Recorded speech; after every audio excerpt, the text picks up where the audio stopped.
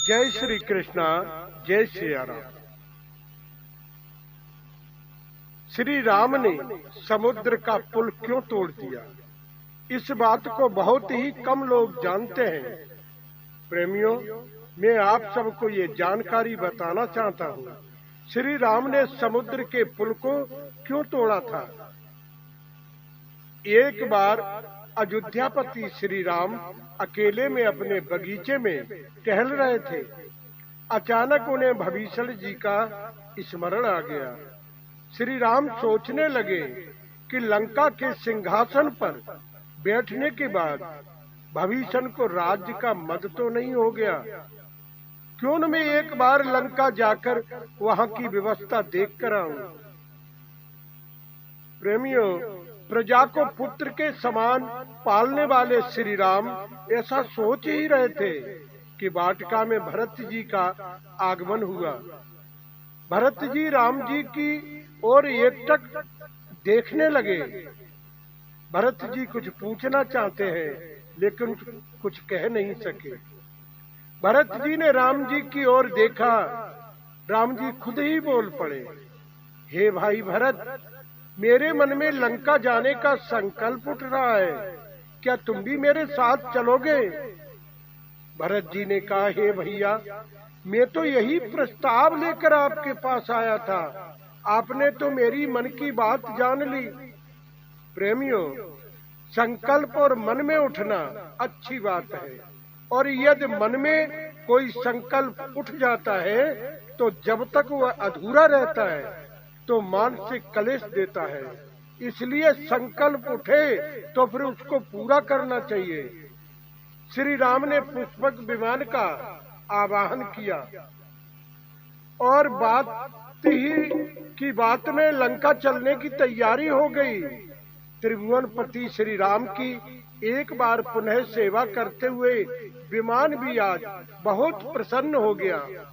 विमान तीव्र गति से आकाश में बादलों को चीरता हुआ उड़ चला। भरत जी के मन में ऐसा विचार चल रहा था सज्जनों, कि जब वनवास के समय जब राम भैया जिस जिस स्थान पर गए हैं उनका मैं भी दर्शन कर सकूं। जहाँ जहाँ श्री राम ने निशाचरों का वध किया और जहाँ जहाँ ऋषि मुनियों के आश्रम में जाकर उन्हें कृतज्ञ किया, उन सभी स्थानों का अवलोकन मुझे भी करना चाहिए।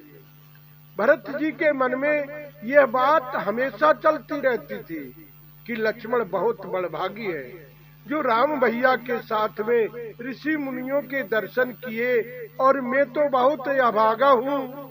राम जी तो घट घट की जानने वाले हैं। भरत जी का ध्यान राम जी सदैव रखते हैं, तो उनकी मनोकामना अधूरी कैसे रह सकती है। वनवास काल में श्री राम जी जहाँ जहाँ गए थे सबके दर्शन भरत जी को कराए। निषाद राज से भेंट हुई। निषाद राज की भी इच्छा थी, जब श्री राम वनवास काल से लौटकर पुष्पक विमान से आए थे तो निषाद राज की बहुत इच्छा थी कि मैं भी पुष्पक विमान पर बैठूं। निषाद राज तो राम जी के परम सखा हैं, उनकी इच्छा कैसे अधूरी रह सकती है। श्री राम जी ने निषाद राज को भी पुष्पक विमान पर बैठाया और साथ लेकर चले।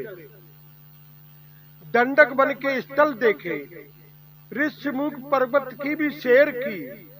सुग्रीव की राजधानी में अचानक जब पुष्पक विमान पहुंचा, सुग्रीव के हर्ष का पारावार नहीं रहा सज्जनों। समस्त वानर जाति ने श्री राम जी का भरत जी का स्वागत किया। भरत जी तो बहुत गदगद हो गए। सुग्रीव से श्री राम जी आज कैसे मिले, जैसे चित्रकूट के जाते समय निषाद राज को श्री राम ने अंग भरकर भाव विभोर हो गए थे। सुग्रीव को जब यह ज्ञात हुआ कि श्री राम लंका में जा रहे हैं, तो सुग्रीव को भी भविष्य से मिलने की इच्छा हुई। राम जी ने उनकी भी इच्छा पूर्ण की, लंका चलने की आज्ञा दी। पुष्पक विमान किष्किंधा से उड़कर लंका में आया।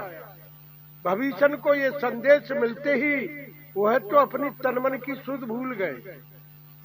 व्याकुल होकर नंगे पैर दौड़े भविष्य जी। भविष्य जी ने अपने हृदय भविष्य जी को राम जी ने अपने हृदय से लगा लिया।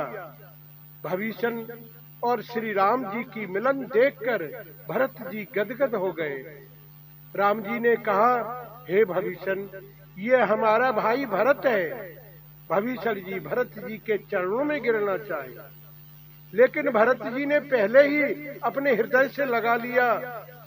इस तरह से सबका स्वागत किया, सब गदगद हो गए। दोनों में वार्तालाप शुरू हुई।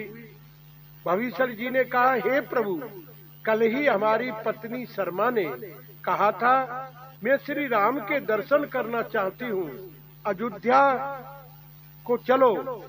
मैं अयोध्या चलने की तैयारी करने ही वाला था, इतने में आज आप आ ही गए। श्री राम जी के अधरों पर रहस्यमयी मधुर मुस्कान थी।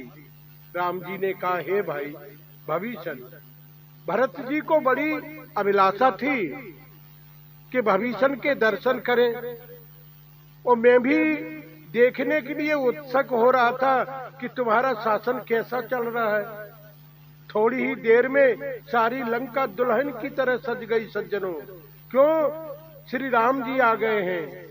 सभी लंकावासी लंका सजाने में लगे हैं। सभी लंकावासी राम जी की जय जयकार कर रहे हैं। राम जी ने अपनी कृपा दृष्टि से सबको सुखी कर दिया।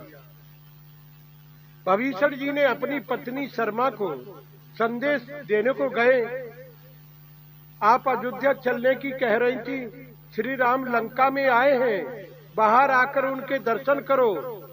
इतना कहकर भविष्य जब बाहर की ओर मुड़े तो माता केकसी ने कहा, मैं भी राम जी के दर्शन करना चाहती हूँ, जीवन मरण का फल लेना चाहती हूँ।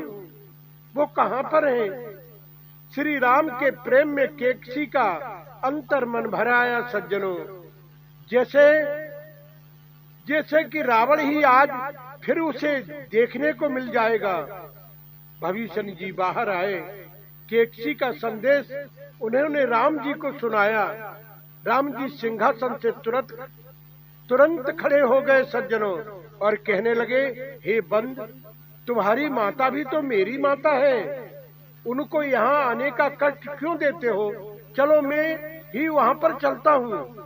भविष्य जी तो चकित रह गए और राम जी अंदर चल पड़े। वृद्ध केकसी के आगे श्री राम ने अपना मस्तक झुकाकर प्रणाम किया सज्जनों। हे प्रेमियों, आज केकसी ने श्री राम जी को अपने हृदय से लगा लिया। केकसी को ऐसा लग रहा है जैसे हमारा रावण आज मुझे मिल गया है।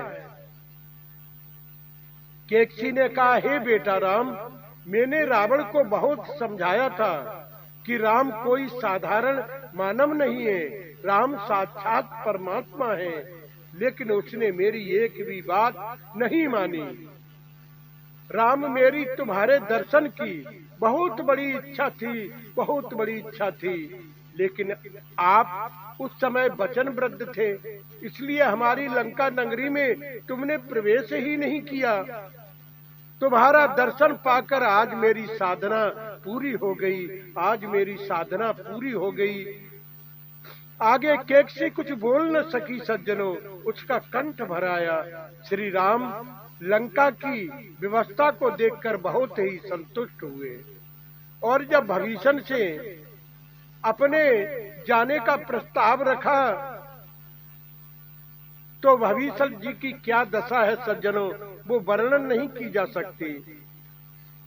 अपने जाने का राम जी ने प्रस्ताव रखा, भविष्य जी रोक नहीं पा रहे, उनके नेत्रों में आंसुओं की धार बह रही है, बाड़ी गदगद हो रही है, मुख से कुछ कह नहीं पा रहे। श्री राम जी ने कहा, हे भाई, अपने राज्य में कोई ऐसा कार्य मत होने देना जिससे देवताओं का अनिष्ट न हो।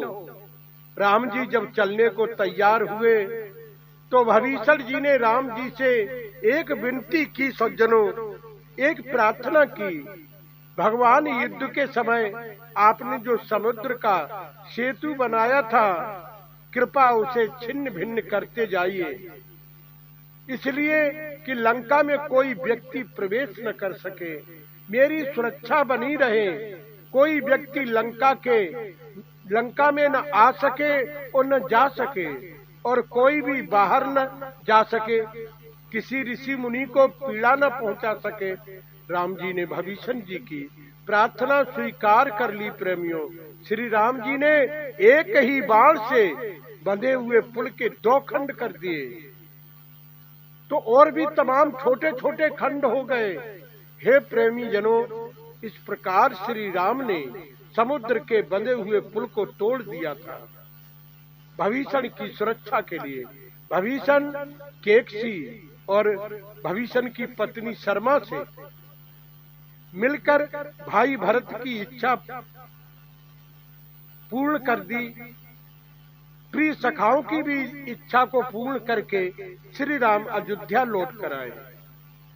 प्रेमियों, यह जानकारी सुनकर अगर हर्ष हुआ हो तो भदौरिया साहेबदास चैनल को सब्सक्राइब कर लेना और बेल आइकन भी दबा देना, जिससे आप सबको अपने धर्म ग्रंथों की नई नई जानकारी मिलती रहेगी। हमारा हर आने वाला नया वीडियो आपके पास तक आ सके। फिर मिलेंगे आगे की एक नई कथा में। जय श्री कृष्णा, जय सिया राम। जय सिया राम, जय